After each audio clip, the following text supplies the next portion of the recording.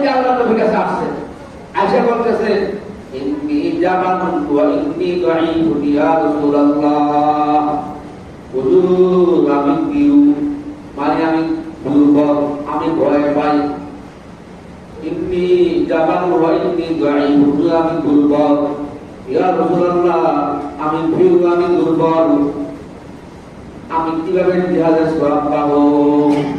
War নবী সাল্লাল্লাহু আলাইহি ওয়াসাল্লাম আলুম্মা ইলা জিহাদিন লা শাওকাতা ফি।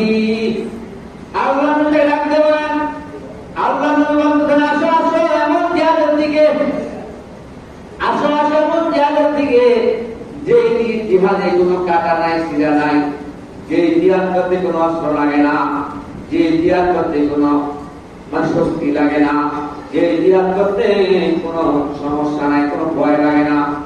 আসো এমন জিহাদের দিকে, এমন জিহাদের দিকে আসো।